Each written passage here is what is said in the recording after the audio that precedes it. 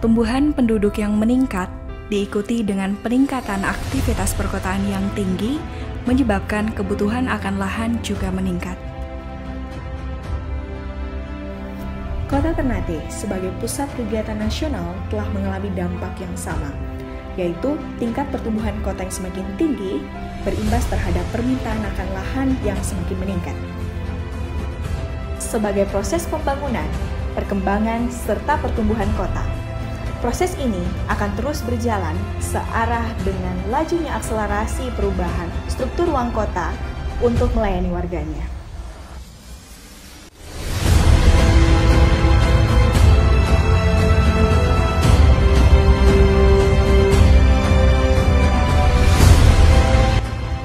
Perubahan struktur ruang yang terjadi jelas mempengaruhi karakteristik hidrologi, sehingga akan berpengaruh terhadap ketersediaan air.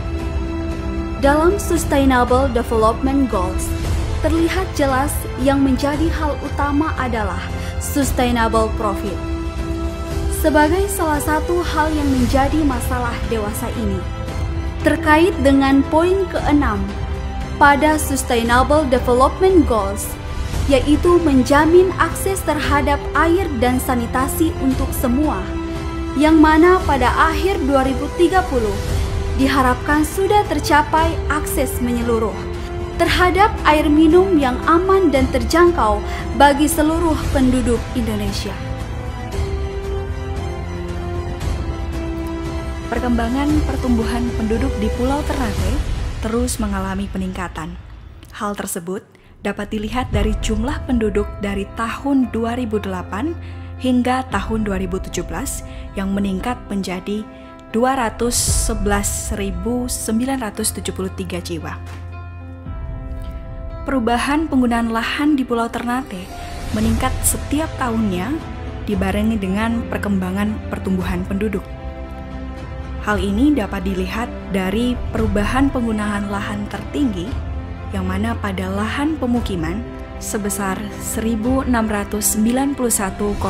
hektar pada tahun 2017 dari luas lahan 943,3 hektar di tahun 2008. Perubahan penggunaan lahan secara menyeluruh dapat dilihat dari beberapa faktor, yaitu faktor manusia, terdiri dari kebutuhan manusia akan lahan, tempat tinggal, juga sosial budaya, serta teknologi.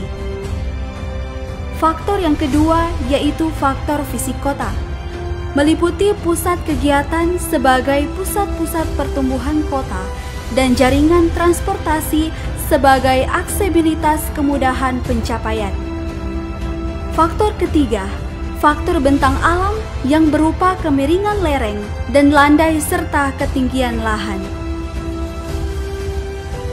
Perubahan penggunaan lahan ini juga berpengaruh terhadap kemampuan lahan dalam meresapkan air di Pulau Ternate yang pada umumnya memiliki kemampuan infiltrasi alami yang dominan baik.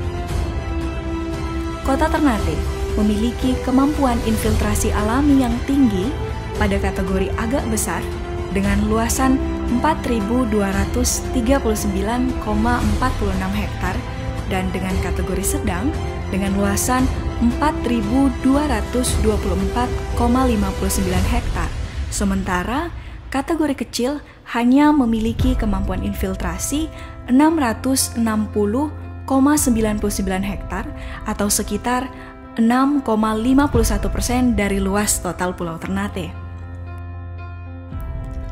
Hasil ini kemudian di-overlay dengan tutupan lahan pada tahun 2017, yang mana menghasilkan lokasi dari kondisi resapan air dengan kategori baik berada pada morfologi tubuh Gunung Gamalama, sementara pada lokasi pemukiman memiliki kondisi resapan air dengan kategori kritis, yaitu dengan luasan 343,74 hektar atau sekitar 3,39%.